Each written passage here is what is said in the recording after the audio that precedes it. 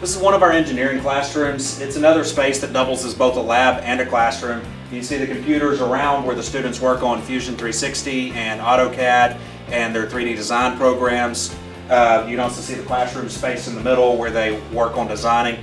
What's missing from in here is the maker areas, where students have access to work on 3D printers or a CNC machine to prototype any design that they're making and see how it's going to function.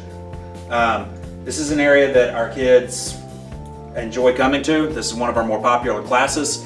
It's really working on problem solving skills and understanding how to take a concept, put it into technology, and then get a real world output. The light bulb thing. One of the projects that this class has been working on is light bulb canisters for our LED lights so that our school buses have better lights and are safer. This piece did not exist to be bought so that an LED light could go on an older school bus, and so the engineering kids with their teacher have been working on designing this to fit our school buses so that we can put in LED lights. So this is a real world application of how a class based on theory turns into a real world project that helps students every day. This is the 3D printing area inside of our engineering classroom.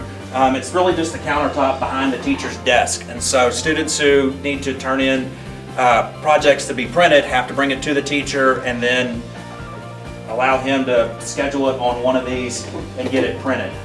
It's a very crowded area. It's an area that doesn't allow a lot of student movement, but it does work.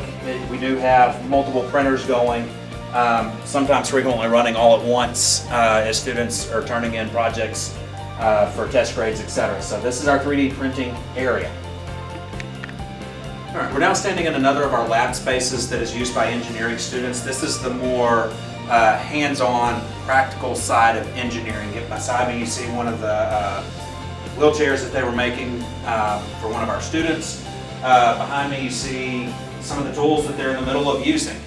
This space works, but it was not designed for it. It's missing a dust collection system, and so this machine behind me where they cut out a lot of projects in wood in here, a student has to stand next to it with a vacuum cleaner to keep it from going up and clogging return air vents with dust. And so while it does work, it wasn't designed for this.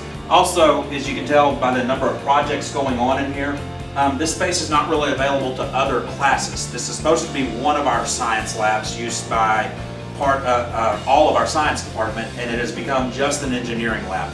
So really only 2 classes get to come in and use this space just due to the nature of the projects that are going on in here and the lack of storage for larger pieces.